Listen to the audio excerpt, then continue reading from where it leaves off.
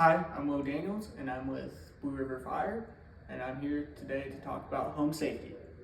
So today we're going to be talking in this segment about the exit plan and for your family when a fire can occur.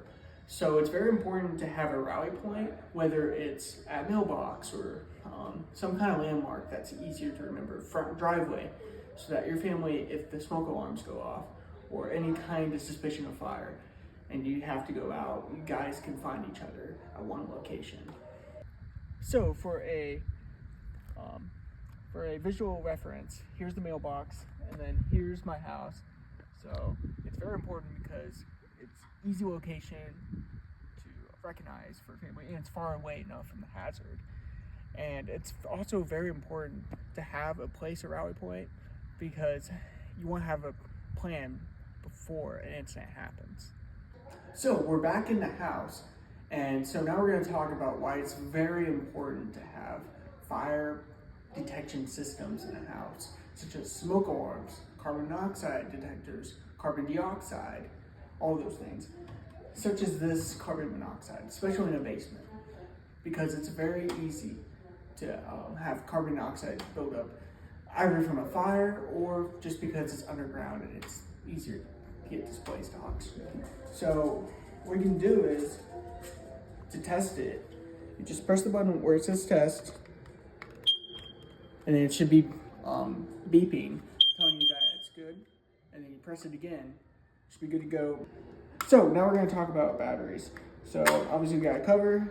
You want to make sure that if you are replacing the batteries, that the negative goes to the negative and the positive goes to the positive. So when I take it out, got the negative and the positive. Look over here, negative, positive.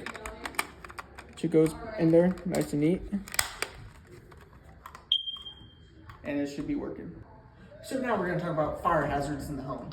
So one of the top ones is, obviously this isn't cluttered, but if you imagine if there's more boxes in here, it's just not good because it's a live fire load. And so if a fire does occur, it can rapidly spread. And also if it's in the hallways where you can ingress and egress, it can make it hard for you to get in and out if fire occurs. So it's very, very important to make sure that you watch how much stuff you have in your house. So especially with this time coming around with trees and Christmas trees, it's very important to make sure, first of all, the outlet cover is intact. There's nothing wrong with it. And then same with the plug, nothing fraying or anything like that, and that it's not overheating, because this is one of the most hazards for fires as well, including hoarding. All right, so we're back in the hallway, and back to smoke detectors. It's very important, first of all, that they have batteries, they're fully charged, and ready to go. Make sure at least one is out in the hallway, and especially outside bedrooms, so they can notify whoever's in the bedroom that there is a fire and that they can get out. It's also important to make sure there's at least one smoke detector per room. It doesn't matter where it is, it just needs to be in the room and it should be working. That's it. And before we leave this bedroom, we're going to talk about closing the door before you doze. It's very, very important to close the door before you go to bed, because fires most likely happen at night when you're asleep. And actually, even if it's just a little door, you don't think it can do anything, it can actually prevent fire spread coming into your bed for at least a few hours. And if you can't get out of the bedroom because there's fire out here and it's very, very smoky, come to a window and obviously pull this up and be right here in front of it, so firefighters can see you and they can get a ladder and get you out. So one more thing before we leave this bedroom. It is very important to teach your child about not hiding beneath the bed when a fire occurs. One, if they're scared of fire, or B, because they're scared of firefighters and their gear. Because it makes it hard for us to locate them. So we're going to talk about grills too. It's very important that you do not have grills set up against the house, because it can ignite and catch the house on fire. So out here is good.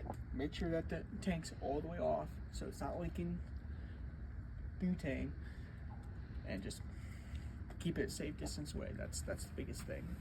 So this will end the fire safety prevention video. So let's recap. Make sure that you have a action plan. Make sure you have a rally point.